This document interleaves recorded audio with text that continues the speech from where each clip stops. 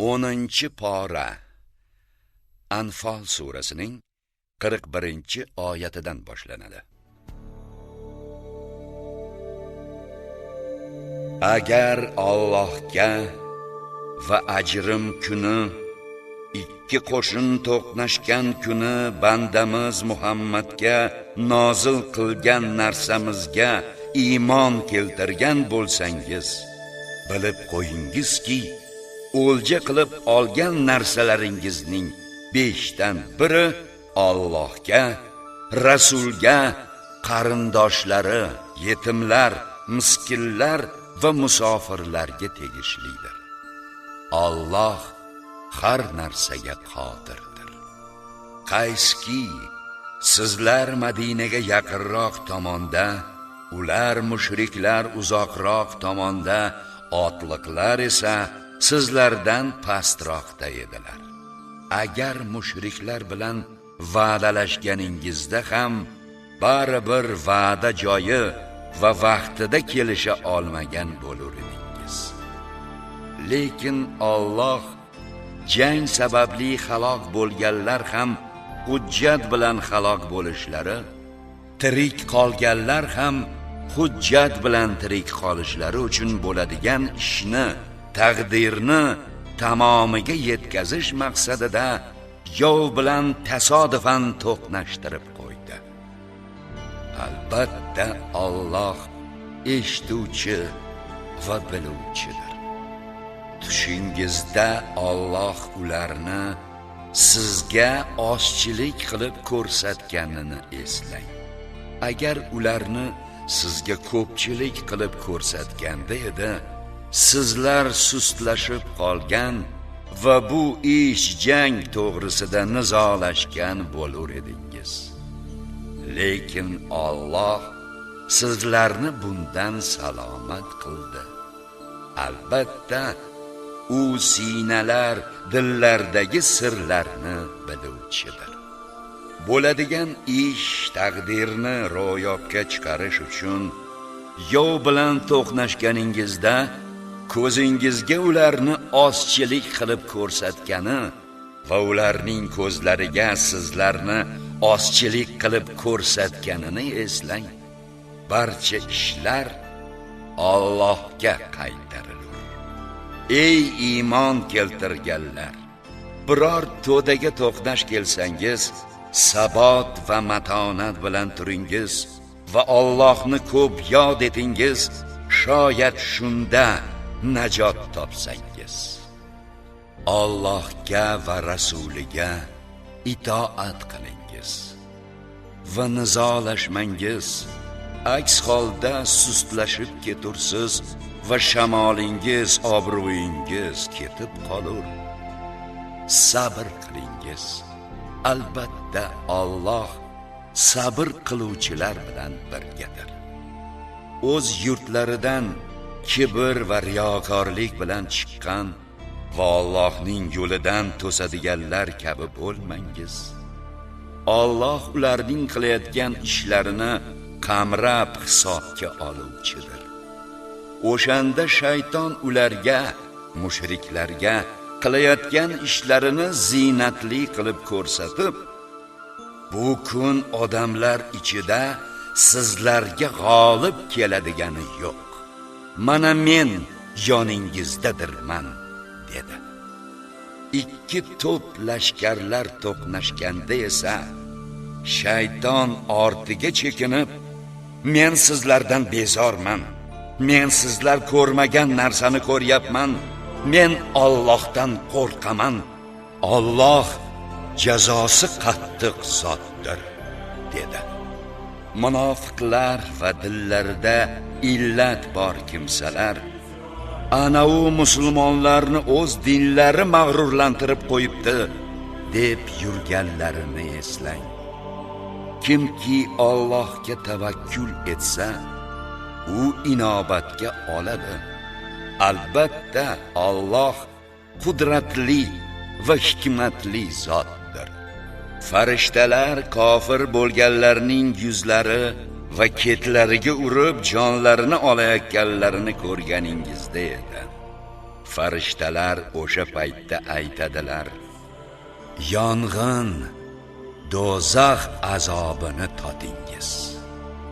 Bu o'z qo'llaringiz bilan qilgan qilmishlaringiz tufaylidir. Alloh esa bandalarga zulm etuvchi emasdir. Ularning bu hollari Fir'avn zodagonlari va ulardan oldingilarning qilmishlari kabidir. Ular Allohning oyatlarini inkor qilishgach, Alloh ularni gunohlari sababli tutgan edi. Albatta, Alloh quvvatli va jazosi qattiq zotdir. Bu jazolarning sababi Allohning bir qavmga in'om etgan ne'matini to ular o'zlaridagi narsani, munosabatni yomon holatga o'zgartirmagunlaricha o'zgartiruvchi bo'lmaganidandir. Shuningdek, yana Allohning eshituvchi va biluvchi ekanidandir. Bu Fir'avn zodagonlari va ulardan oldingilarning holatlari kabidirki, ular Parvardigorlarining oyatlarini yolg'onga chiqarishgach, shu gunohlari sababli ularni halok etdik va Fir'avn zodagonlarini suvga g'arq qildik. Hammasi zolim edilar. Allohning nazdida jonzotlarning eng yomoni bu kofir bo'lgan kimsalardir. Bas, shuning uchun ham ular aslo iymon keltirmaydilar. Ularning ichida siz bilan ahdlashgandan so'ng taqvosizlik qilib har gal ahdlarni buzaveradiganlari bordir. Bas, agar ularni jangda topsangiz, ularni halok qilish bilan ortlaridagi himoyachilarni tun taraqay qiling. Shoyat shunda ular eslatma olsalar. Agar biror qavm tarafidan ahdga xiyonat bo'lishidan qo'rqsangiz, ularga ahd bekor qilingani to'g'risidagi xabarni barobar tarzda tashlang. Albatta, Alloh xoinlarni yaxshi ko'rmagay. Kofir bo'lganlar o'zib ketdik deb o'ylamasinlar. Ular Allohni sira ojiz qoldira olmaydilar. Ular uchun imkoningiz boricha harbiy kuch va otliq bo'linmalarni tayyorlab qo'yingiz. Bu bilan Allohning va o'zingizning dushmaningizni va ulardan o'zga siz bilmaydigan, lekin Alloh biladigan dushmanlarni ham qo'rquvga solgan bo'lursiz. Allohning yo'lida nimani sarf qilsangiz, sizlarga uning savobi zulm qilinmagan holingizda to'la-to'kis berilur. Agar ular sulhga moyil bo'lsalar, siz ham unga moyil bo'ling va Allohga tavakkul qiling. Albatta, u eshituvchi va biluvchidir. Agar ular sizni aldamoqchi bo'lsalar, bas albatta sizga Alloh o'zi kifoyadir. U sizni o'z yordami va mo'minlar bilan quvvatlantirgan va ularning dillarini o'zaro yaqinlashtirgan zotdir. Agar siz yerdagi hamma narsani sarflaganingizda ham ularning dillarini bir-biriga bog'lay olmagan bo'lar edingiz. Lekin Alloh ularning o'rtasini bog'ladi. Albatta, u qudratli va hikmatli zotdir. Ey payg'ambar, sizga va sizga ergashgan mo'minlarga Alloh kifoyadir. Ey payg'ambar, mo'minlarni jangga, Badr jangiga undang. Agar sizlardan 20 nafar sabrli kishi bo'lsa, 200 nafar dushmanni yengar. Agar sizlardan 100 nafar bo'lsa, kofir bo'lganlardan 1000tasini yengar. Sabab ularning anglamaydigan qavm ekanidir.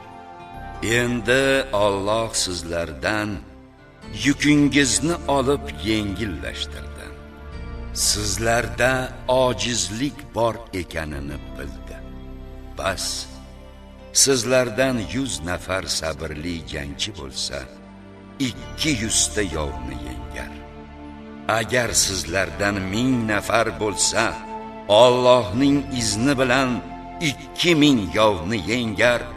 Alloh sabr qiluvchilar bilan birgadir. Biror payg'ambar uchun to yerda dushmanlarga zarba bermagunicha asirlarga ega bo'lish mumkin emas. Siz mo'minlar dunyo matohini istaysiz. Alloh esa sizlar uchun oxiratni ravo ko'radi. Alloh qudratli va hikmatli zotdir.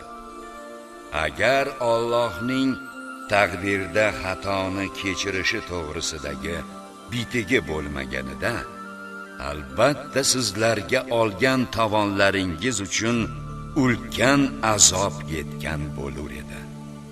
Olgan o'ljalaringizdan halol pok holida tanavvul etingiz va Allohdan qo'rqingiz.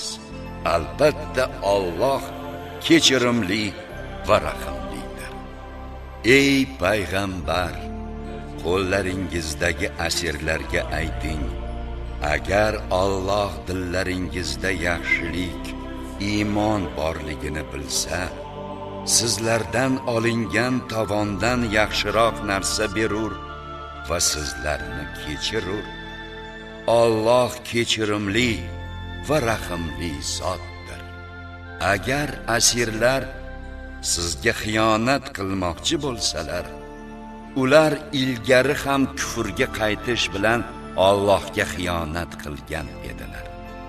Shunda ulardan jazoga imkoniyat hosil bo'lgan edi. Alloh ilmli va hikmatli zotdir.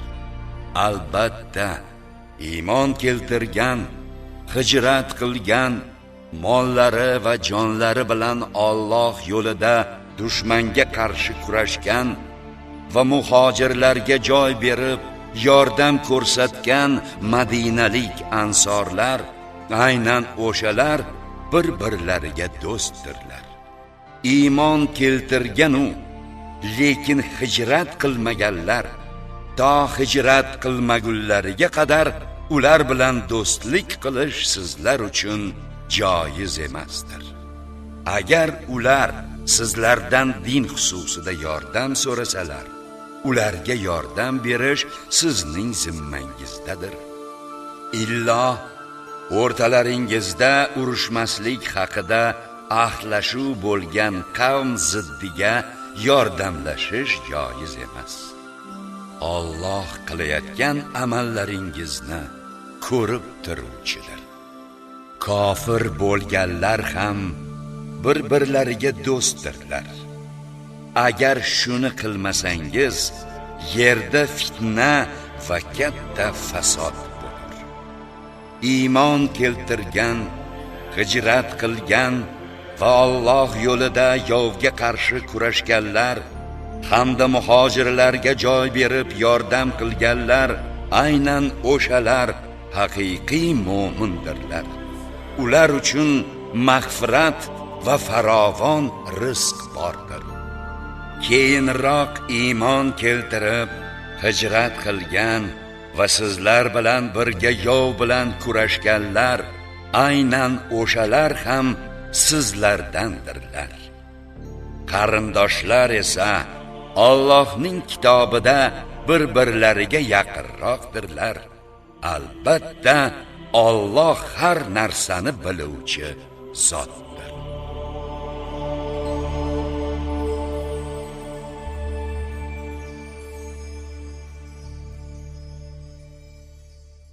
Tavba surasi Madinada nozil qilingan 129 oyatdan iborat. Surada tavbaning qabul qilinishi to'g'risida bashorat bo'lgani uchun unga Tavba surasi deb nom berilgan. U Baroat surasi deb ham ataladi. Baroat oraning ochiqligi. Sura mehribon va rahimli Alloh nomi ila siz boshlanishining sababi to'g'risida turli fikrlar aytilgan. Ba'zilar sura oldingi Anfal surasining davomi bo'lgani uchun desalar, boshqalar surada ko'proq urush, jang, qatl zikr etilgani uchun deb izoh beradilar. Rasulullohdan esa bu to'g'rida aniq ko'rsatma berilmagan. Surada asosan Tabuk voqeasi, masjid qurish, iymon, kufr, savob, gunoh, tavba, tazarru va boshqa mavzular bayon etilgan. Mehribon va rahimli Alloh nomi ila.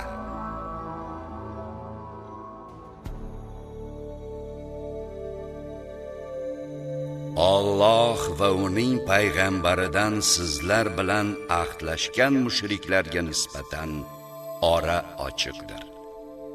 Ey mushriklar, urush taqiqlangan 4 oyda yer yuzi bo'ylab sayohat qilingiz va bilib qo'yingizki, sizlar Allohni ojiz qoldiruvchi emassiz va Alloh kofirlarni sharmisor etuvchidir.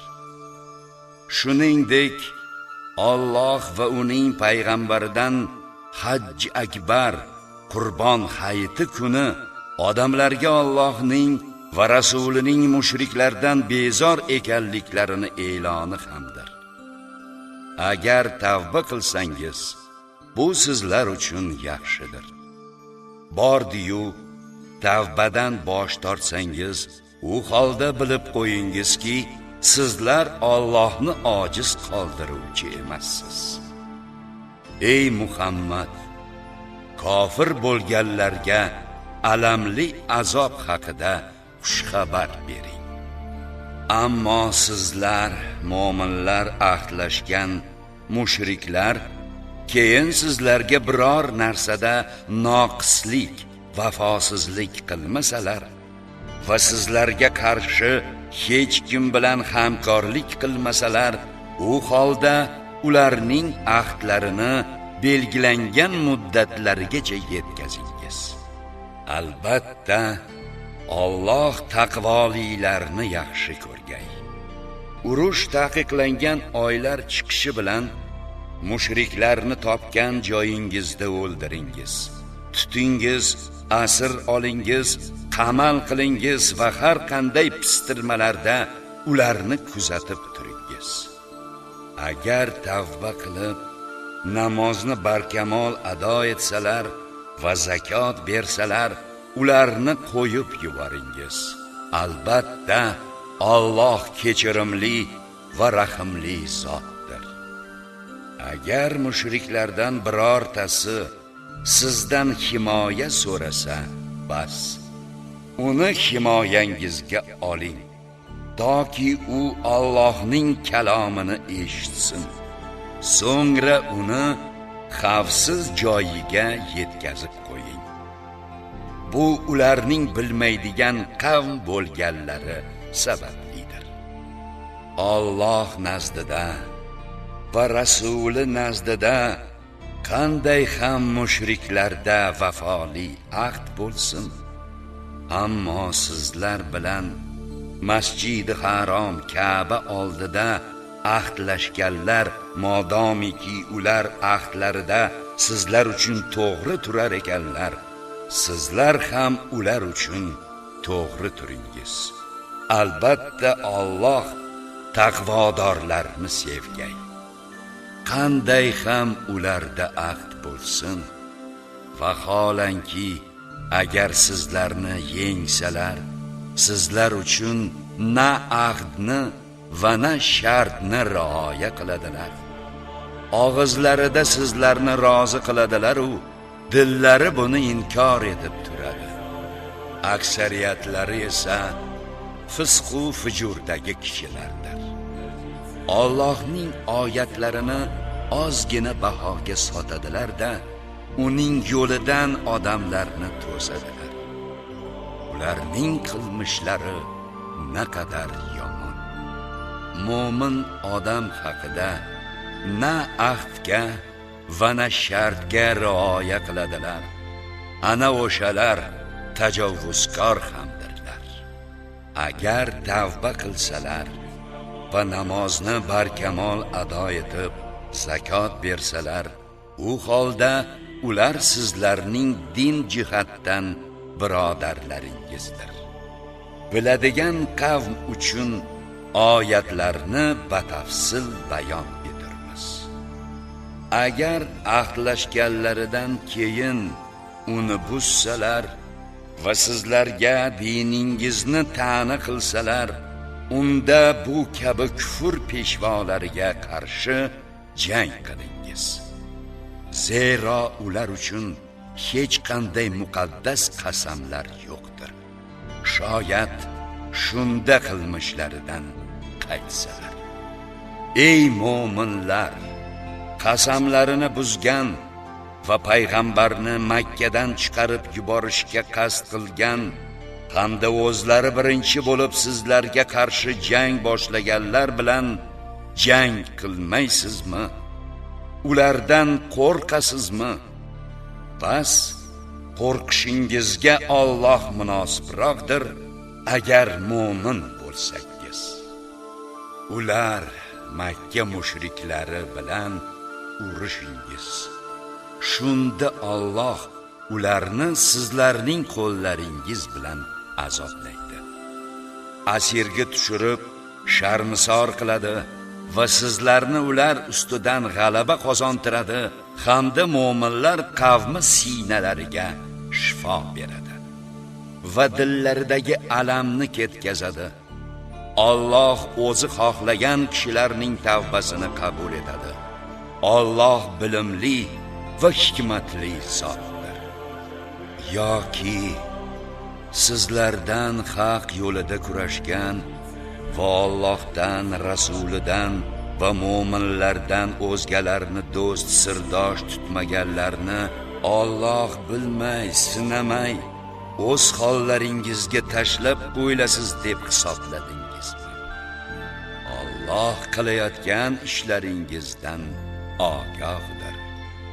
Mushriklar o'zlarining kofirliklariga guvoh bo'la turib, Allohning masjidlarini obod qilishlari mumkin emas.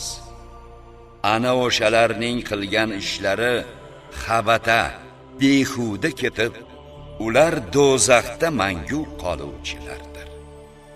Allohning masjidlarini faqat Allohga va oxirat kuniga iymon keltirgan, namozni barkamol o'qigan, zakot bergan va faqat Allohdangina qo'rqqan kishilar obod qilurlar.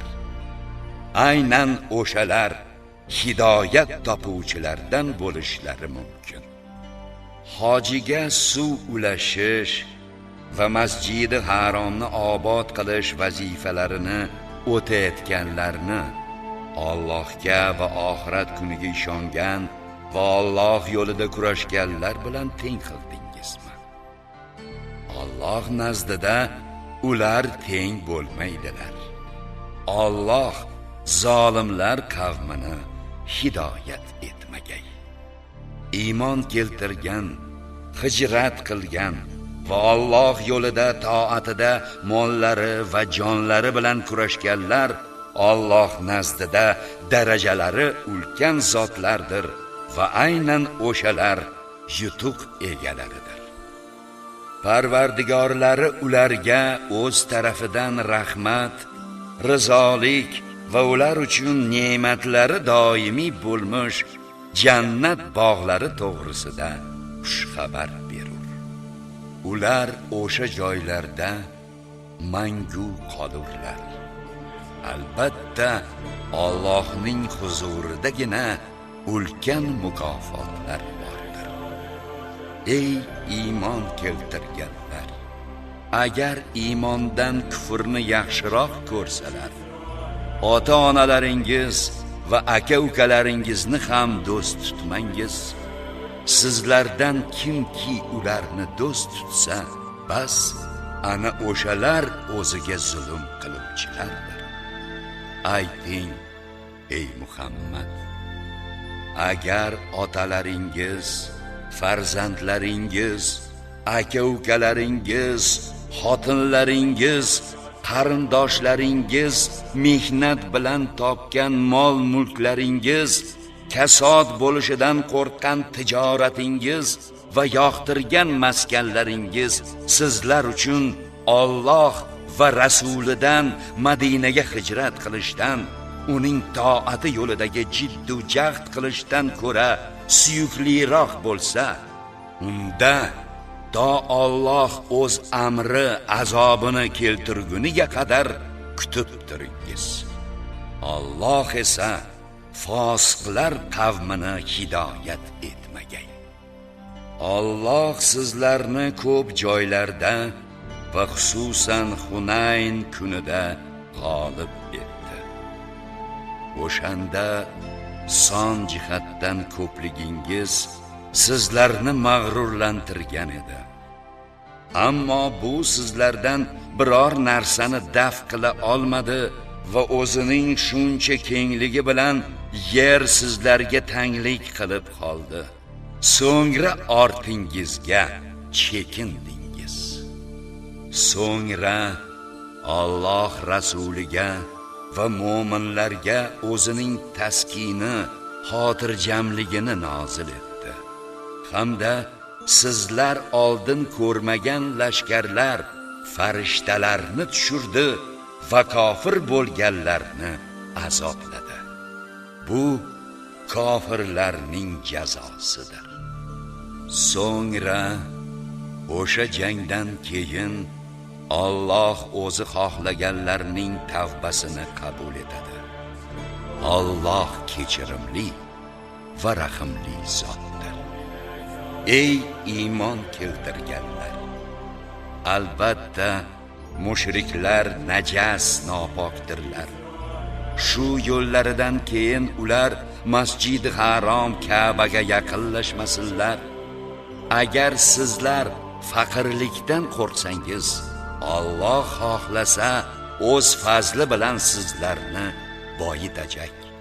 Albatta Alloh bilimli va hikmatli zotdir.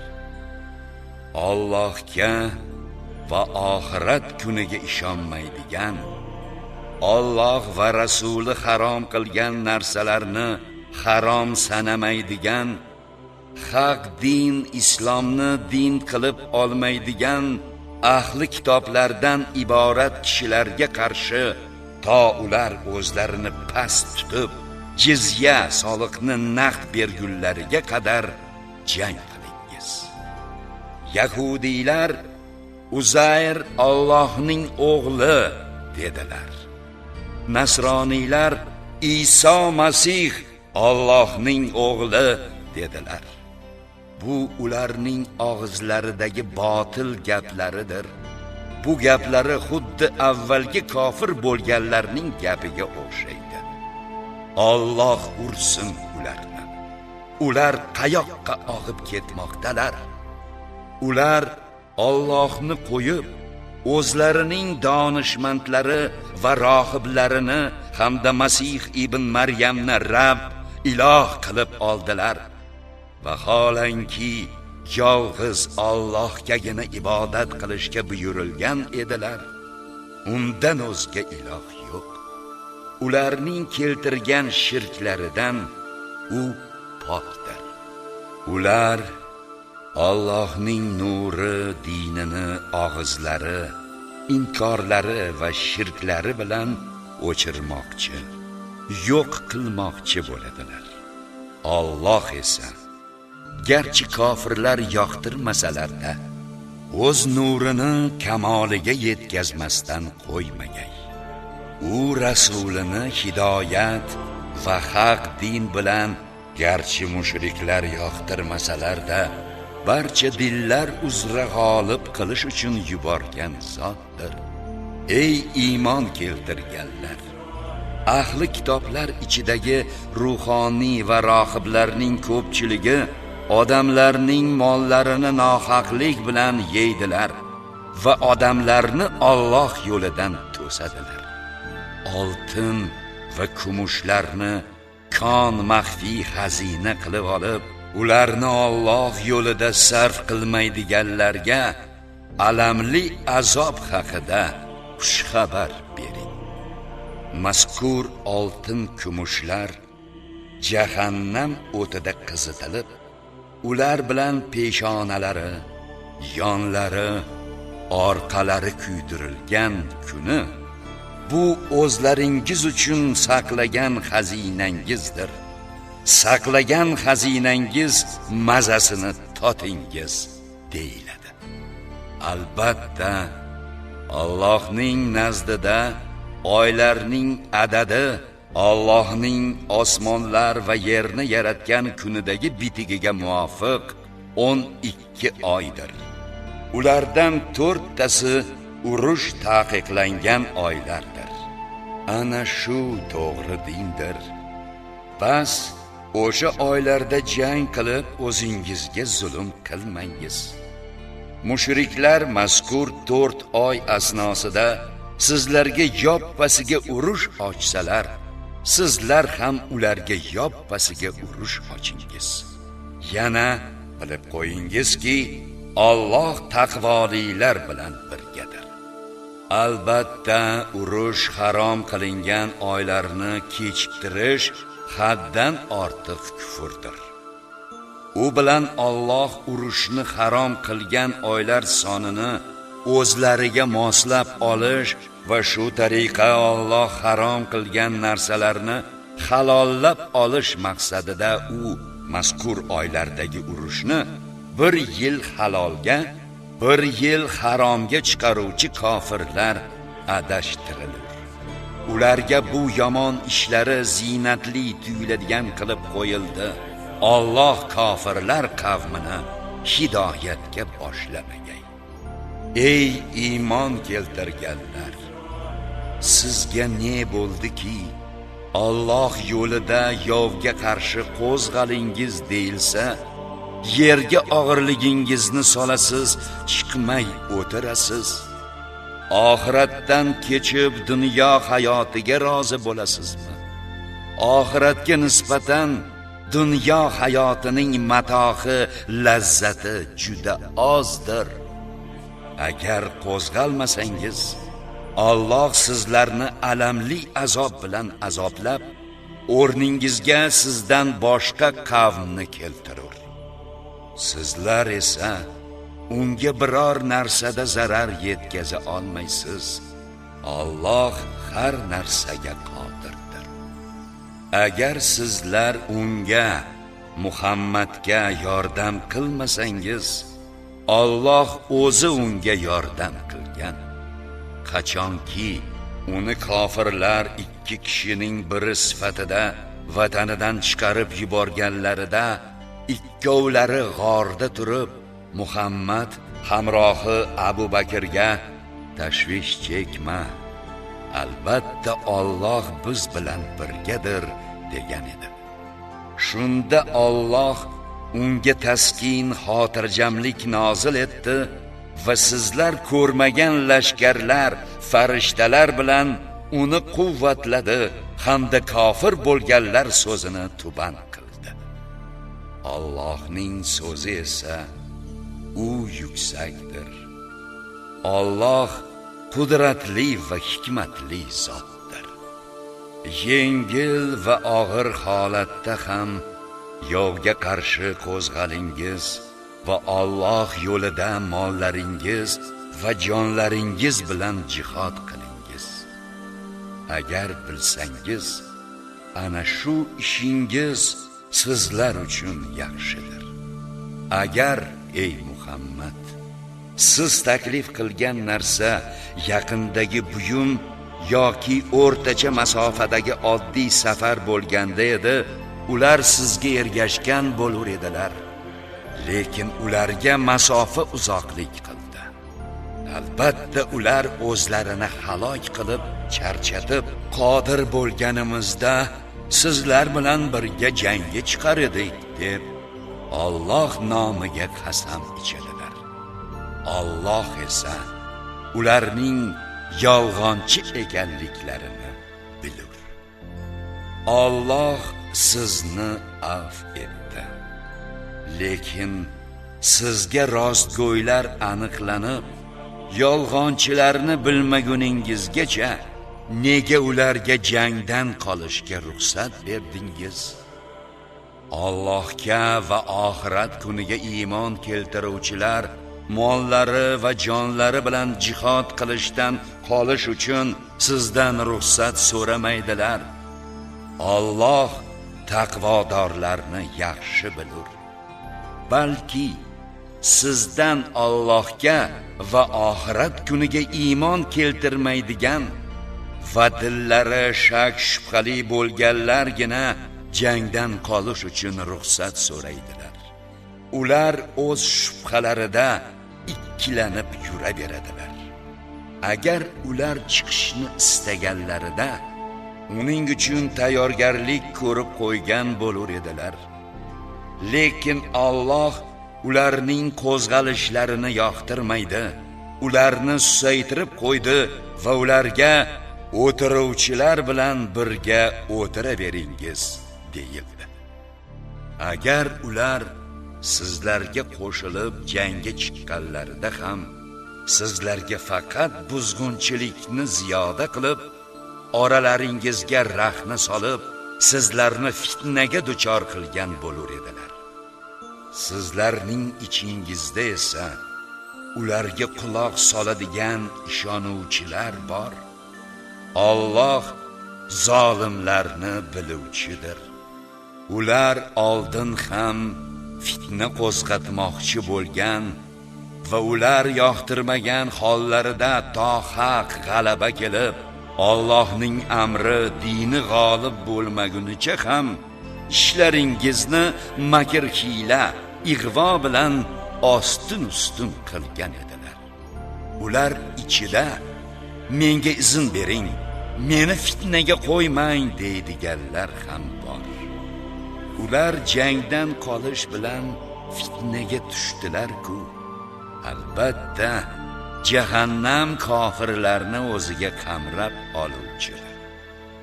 Agar sizga biror yaxshilik, g'alaba yoki o'lja yetishsa, bu ularga yoqmaydi. Agar sizga biror musibat yetishsa, ishning oldini olibmiz deb xursand hollarida yuz o'girib ketadilar. Ayting, bizga Allohning yozib qo'yganidan o'zga narsa yetmaydi. U hojamizdir.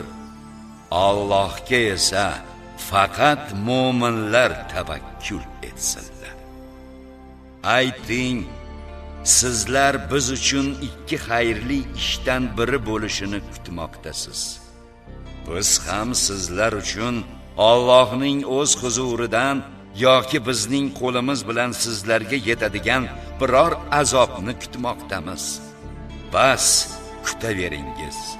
Biz ham sizlar bilan birga kutuvchilarmiz. Ayting, xoh ixtiyoriy, xoh majburiy holda nafaqa sadaqa qilingiz, baribir sizlardan sira qabul qilinmagay, zero sizlar fosiqlar qavmi bo'ldingiz. Nafaqa sadaqalarining qabul qilinishidan to'sgan narsa bu ularning Allohga, rasuliga kufr keltirganlari, namozga faqat sust holda kelishlari va nafaqa sadaqani faqat yoqtirmagan hollarida berishlaridir. Bas, sizni ularning mol-mulklari ham, farzandlari ham taajjublantirmasin. Zero Alloh o'shalar sababli dunyo hayotida ularni azoblashni va kofirlik hollarida jonlari chiqishini iroda qilur.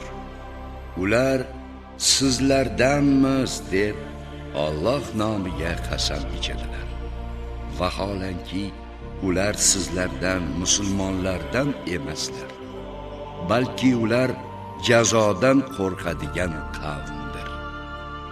Agar ular boshpana yo g'orlar yoki kiradigan joy topsalar, o'sha yerga jazodan qochib shitob bilan ketgan bo'lar edilar. Ular ichida tarqatiladigan sadaqalar xususida sizga ta'na qiladiganlar ham bor. Ularga u sadaqalardan berilsa rozi bo'ladilar. Bordi-yu ulardan berilmasa, unda ular birdan achchiqlanadilar. Agar ular Alloh va Rasuli ularga ato etgan narsaga rozi bo'lib, bizga Alloh kifoya, bizga albatta Alloh o'z fazlidan ato etur va Rasuli ham, biz Alloh roziligigina rag'bat qiluvchilarmiz desalar edi, o'zlariga yaxshi bo'lar edi. Albatta sadaqalarni faqat faqirlar, miskinlar, unda sadaqa ishida ishlovchilar, dillari oshna qilinuvchi kofirlar, pul to'lab ozod etiluvchi qullar, qarzdorlarga va Alloh yo'lida hamda yo'lovchiga, musofirga berish Alloh tomonidan farz etildi. Alloh ilmli va hikmatli zotdir. Ular ichida payg'ambarga aziyat yetkazadigan va u quloq eshitganiga ishonaveradigan deydiganlar ham bor. Ayting, u yaxshilik qulog'i, Allohga iymon keltiruvchi, mo'minlarga ishonuvchi va sizlardan iymon keltirganlaringiz uchun rahmat manbaidir. Allohning rasuliga aziyat yetkazadiganlar, ular uchun alamli azob bordir. Ular, munofiqlar, sizlarni qoniqtirish uchun payg'ambarga aziyat yetkazmadik deb qasam ichadilar. Agar mo'min bo'lsalar, bilib qo'ysinlarki, qoniqtirishlariga Alloh va Rasuli loyiqroqdir. Kimki Alloh va Rasuli belgilagan haddan tajovuz etsa, uning uchun mangulikdagi jahannam olovi bo'lishini bilmaganmidilar? Bu ulkan sharmisorlik-ku. Munofiqlar o'zlari haqida dillaridagi narsa munofiqlikni fosh qiladigan sura nozil qilinishidan qo'rqib turadilar. Ayting, masxara qilaveringiz, Alloh siz qo'rqayotgan o'sha narsani yuzaga chiqaruvchidir. Qasamki, agar ulardan nega masxara qilasiz deb so'rasangiz, albatta ular biz faqat bahsga cho'mib hazillashyapmiz deyishadi. Ayting, Allohni oyatlarini va rasulini masxara qilayotgan edingiz-ku. Uzr aytmangiz. Iymoningizdan keyin yana kufrga ketgansiz. Agar sizlardan bir toifani tavba qilgach avf etsak, boshqa bir toifani jinoyatchi bo'lganlari sababli azoblaymiz. Munofiq erkaklar bilan munofiq ayollar bir-birlaridandirlar. Ular odamlarni yomonlikka buyuradilar, yaxshilikdan qaytaradilar va qo'llarini xayr ehsondan tiyadilar. Allohni unutishgach, u ham ularni unutadi. Munofiqlar albatta fosiqdirlar. Munofiqlar, munofiqalar va kofirlarga Alloh ular abadiy qoladigan jahannam olovini va'da qildi. Ularga u kifoyadir. Ularni Alloh la'natladi. Ular uchun yana doimiy azob bordir. Sizlar, ey munofiqlar, xuddi sizlardan oldingi munofiqlarga o'xshaysizlar. Ular sizlardan quvvatliroq mol mulklari va farzandlari ko'proq edi. Bas ular o'z nasibalaridan bahramand bo'ldilar. Sizlardan oldingilar nasibalaridan bahramand bo'lganlari kabi sizlar ham o'z nasibalaringizdan bahramand bo'ldingiz. Va ular botgan narsa zalolatga sizlar ham botdingiz. Ana o'shalarning dunyoda qilgan savobli amallari behuda ketdi.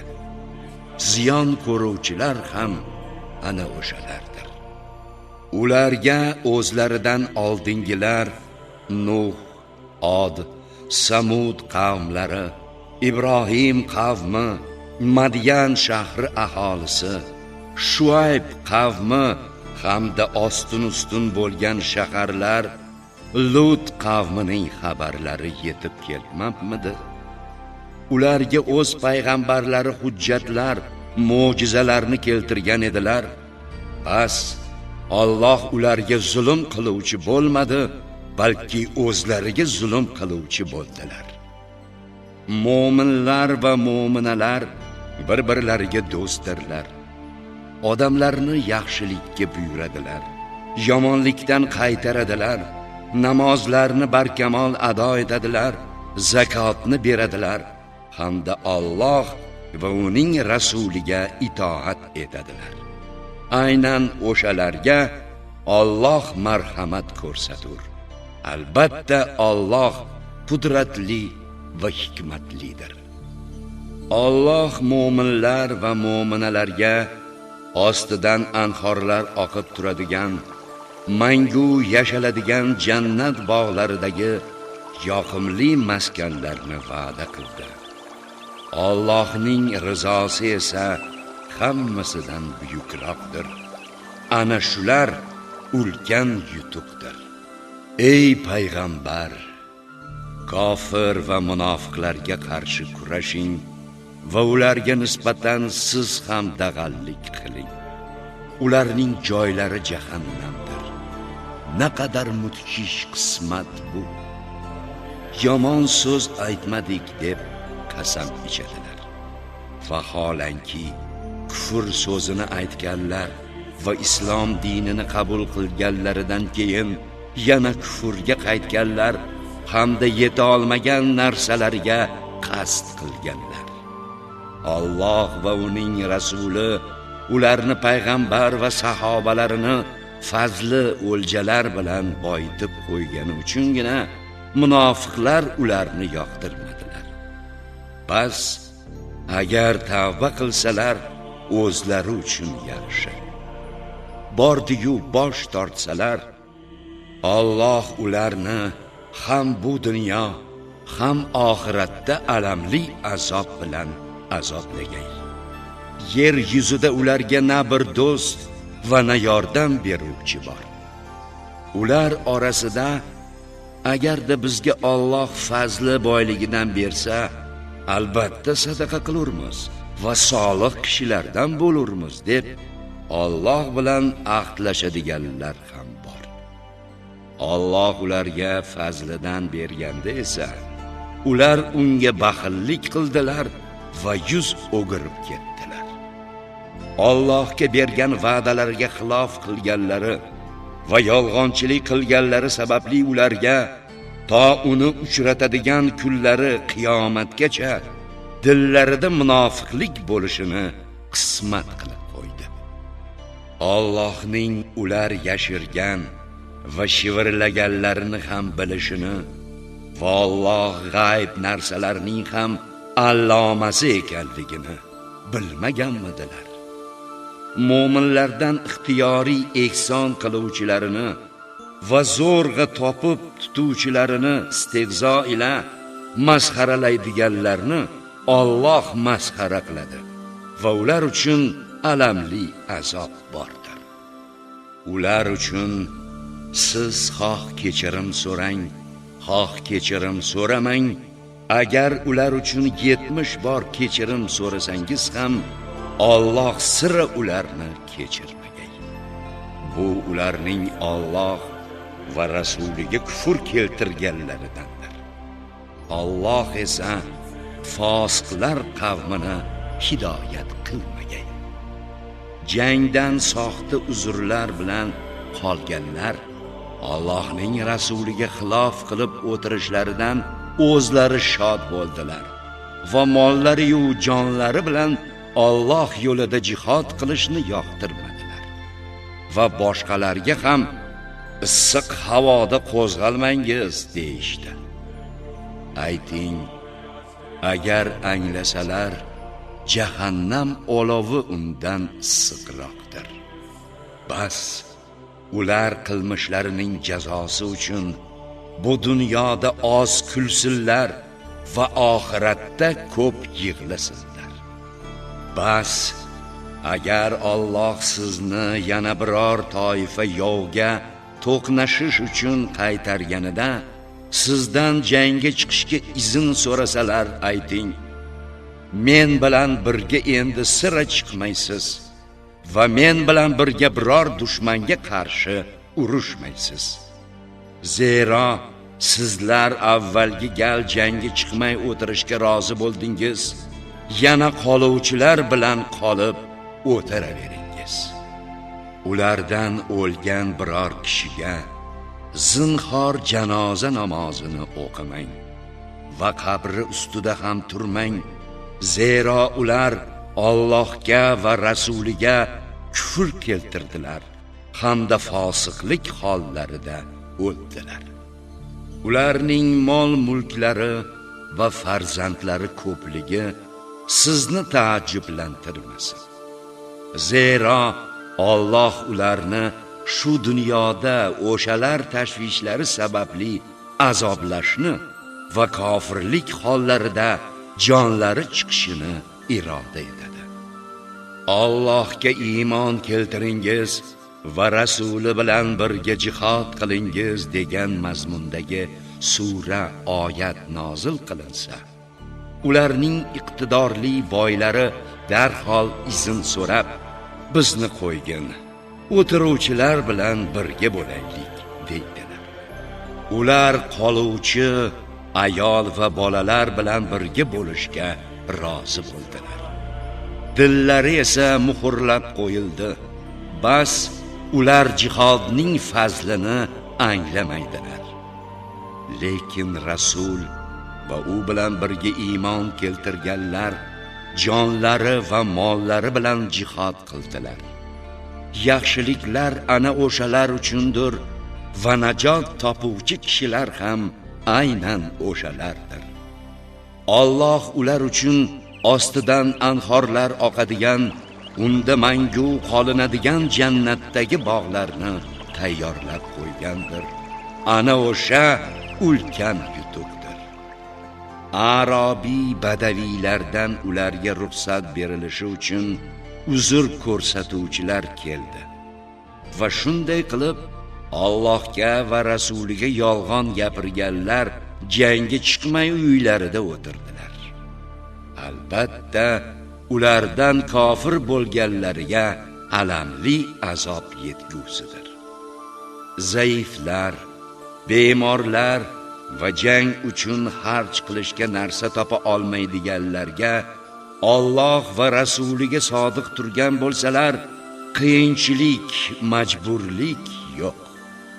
Ezgu ish qiluvchilar sha'niga ta'na uchun yo'l yo'q. Alloh kechirimli va rahimlidir. Shuningdek, sizning huzuringizga ularni ulovli qilib qo'yishingiz uchun kelganlarida sizlarni ulovli qilishga narsa topa olmayman dedingiz. Ular esa sarf qilishga narsa topa olmaganlari uchun g'amgin bo'lib, ko'zlaridan yosh oqib qaytib ketdilar. Ularga ham ta'na yo'q. Ta'na uchun yo'l o'zlari boy bo'la turib sizdan ruxsat so'raydiganlar sha'nigadir. Ular qoluvchi ayollar bilan birga bo'lishga rozi bo'ldilar. Alloh ularning dillarini muhrlab qo'ydi. Bas, ular shuning uchun savob bilan gunoh farqini bilmaydilar.